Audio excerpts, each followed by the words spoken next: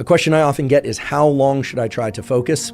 Well, the research literature point to the key importance of so-called ultradian cycles. You've all probably heard of circadian cycles or circadian biology. Circa, the day, circadian is about 24-hour cycle. Well, our brain and body operate within that day, or within each and every day, I should say, with 90-minute ultradian cycles. So my suggestion would be, anytime you're going to sit down and try and focus, you're going to try and do a focused bout of physical exercise or skill learning or musical learning, or maybe you're even just having a conversation. Maybe you're a therapist or you're attending therapy or a class. How long should it be?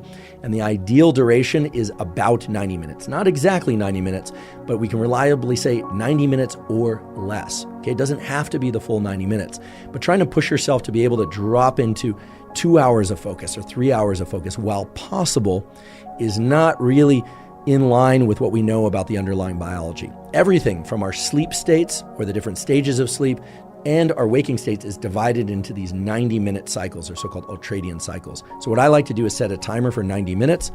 I acknowledge and accept the fact that under most conditions, unless I'm really pressed for a deadline and I'm optimally caffeinated, etc., the first 5 to 10 minutes of that 90 minutes are a transition time. It's like the warm-up for focus, but I do include it in that 90 minutes. And then I really try and drop into doing focused mental work or learning of some sort. Again, this could be physical as well, motor skill learning, or I think we're running or lifting weights, etc., and really try and drop into that across the full 90 minutes. Again, accepting the fact, okay, it's not just an idea, the fact that occasionally our focus will flicker.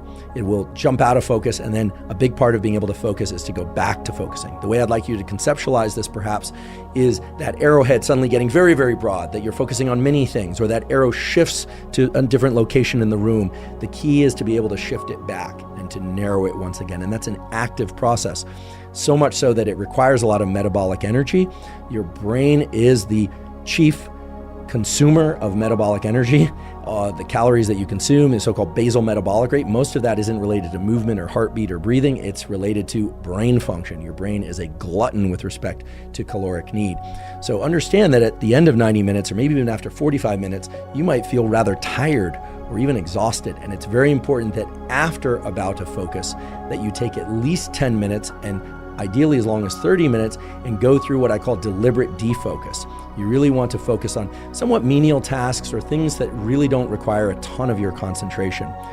This is starting to become a little bit of a movement out there in the kind of pop psychology and optimization world, this idea of not looking at your phone as you walk down the hall to the bathroom, certainly not looking at your phone in the bathroom. And I should mention, by the way, this is a particular annoyance of mine. Have you noticed that wait times for restrooms in public places has increased substantially in the last 10 years?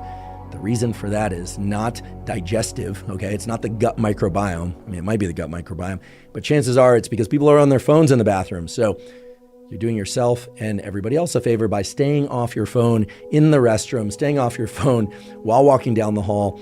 Try and give yourself some time to deliberately decompress, to let your mental states idle, to not be focused on any one thing. That period of idling is essential for your ability to focus, much in the same way that rest between sets of resistance training or rest between exercise is vital to being able to focus and perform during the actual sets or during the actual bouts of running or cycling or whatever your particular form of exercise might be. So deliberate decompression is key. And I know this is hard because we're all being drawn in by the incredible, rich array of sensory information available on our phones and other devices. But I can't emphasize this enough. Our ability to focus is not just related to what happens during the entry and movement through those focus bouts, but after those focus bouts, we really need to deliberately decompress. And of course, the ultimate decompress, the time in which we are not directing our thinking and our action, is during sleep. And so it's no wonder, or I should say it holds together logically, that deep, long-lasting duration of not controlling where our mind is at is in fact the ultimate form of restoration, even if we have very intense dreams. So take that period after each 90-minute or less focus bout, right? Remember, those focus bouts don't have to be full 90 minutes. Let's say you do 45 minutes of work. You're just done with it. Set it down and go do something for maybe 5, 10, maybe even 30 minutes that is functional for your day, right? Just not just walking around in circles or staring up at the sky, although if you can do that, do that. But most of us have other things to do, but do things that are rather automatic or reflexive for you, and try not to do any focused reading. Try not to bring your vision into a tight location, such as your phone, and try and deliberately decompress, because that will allow you to drop into intense bouts of focus again, repeatedly and repeatedly throughout the day.